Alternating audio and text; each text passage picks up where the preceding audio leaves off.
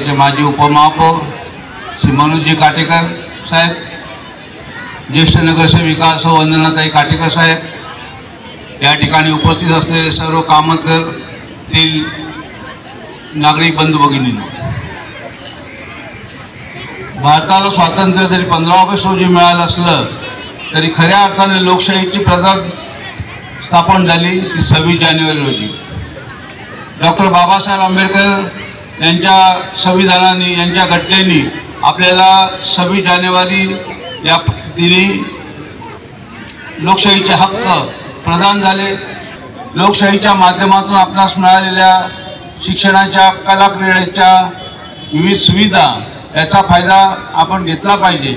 मी या ठिकाणी विद्यार्थी मित्रांना एवढंच सांगेन की बाबासाहेबांनी ज्या शिक्षणाच्या आपल्याला सुविधा उत्पन्न करून दिलेल्या आहेत, निर्माण करून दिलेल्या आहेत, त्याचा आपण लाभ घेतला पाहिजे.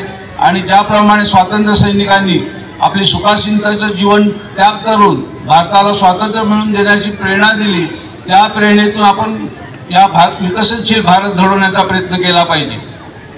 ज्या वेळेला आपण शिक्षणासाठी धडपड करू त्याच वेळेला आपला स्वतःचा विकास, शहराचा विकास, राज्याचा विकास आणि पर्यायाने देशाचा विकास होईल आणि त्याच वेळेला हा देश विकसनशील देश म्हणून गणला जाईल. या ठिकाणी आजच्या 76व्या प्रजासत्ताक दिनानिमित्त आपण विद्यार्थ्यांनी एकच निश्चय केला पाहिजे की माझ्यातला कोणतरी डॉक्टर होईल, कोणतरी प्रशासकीय अधिकारी होईल, कोणतरी वेगळ्या वेगळ्या क्षेत्रामध्ये आपण नावलौकिक मिळूया आणि आपल्या शहरात, आपल्या ग्रामीण विभागाचं, आपल्या देशाचं नाव उज्ज्वल करण्यासाठी आपण प्रयत्न करूया. हे आजच्या या शुभदिनी आपण निश्चय करूया आणि त्याप्रमाणे आपल्या जीवनात वागण्याचा प्रयत्न करा. एवढंच मी बोलतो आणि माझे 2 शब्द संपवतो. जय हिंद, जय महाराष्ट्र.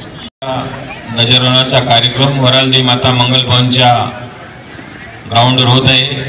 आजच्या या ध्वजारोहणाचे प्रमुख पाहुणे माननीय जगदीश कुमार पाटारे सर, जे आपल्या या विभागातील स्वामी विवेकानंद वाचनालय तसेच ज्येष्ठ नागरिक संघाचे संस्थापक, ज्येष्ठ पत्रकार, हे आपल्याला प्रमुख पाहुणे लाभलेले आहेत. तसेच आमच्या शाळा क्रमांक 42 आणि 33 सर्व शिक्षक, दोन्ही शाळांचे मुख्याध्यापक आणि हायस्कूलचे मुख्याध्यापक, सर्व शिक्षक, बालवाडीचे शिक्षक, या ठिकाणी उपस्थित असलेले सर्व या विभागातील देशप्रेमी नागरिक बंधू भगिनी मातांनो, आज आपण आपल्या या कामगारातील 2 शाळांचं प्रजासत्ताक दिनानिमित्त राष्ट्रीय ध्वजाला वंदन करण्यासाठी उपस्थित झालेले आहेत.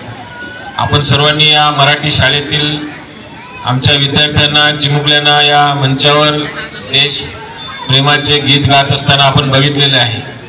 एवढी लहान लहान मुले चांगल्या प्रगतीशील होत आहेत, चांगली भाषणं केलेली आहेत आणि देशाप्रती त्यांनी प्रेम निर्माण केलेलं आहे.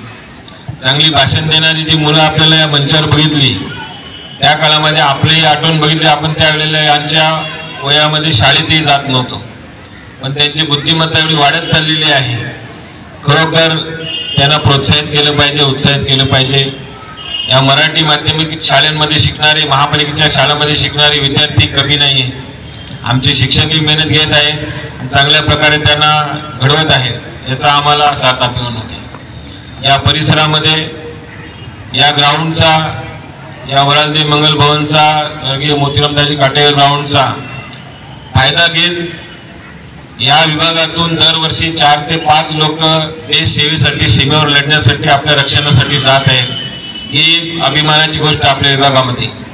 आणि हे सगळं घडत असताना देश सेवेचे प्रेम त्यांच्या मनामध्ये निर्माण होऊन एक 10-15 वर्षापूर्वी सैन्यामध्ये जायचं, मिलिटरीमध्ये जायचं म्हटलं की लोकांना हे वाटायचं की मी गेलो की मरणारच आहे.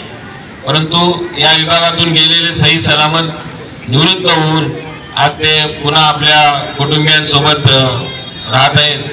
म्हणजे आपल्याला या विभागातून जे आपल्या विभागातील सैनिक देशसेवेचे जात आहे, त्यांनाही मी त्यांचं अभिवादन करतो.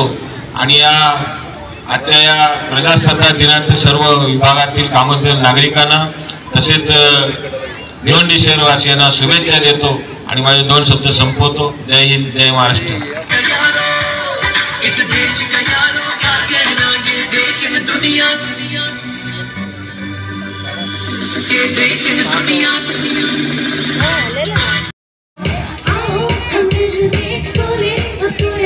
अपना जहां है सबसे प्यारा. करायचं आहे. साहेबांना इथून दुसऱ्या कार्यक्रमाला लवकर जायचं आहे, त्याच्यामुळे आपण जरा घाई करूया.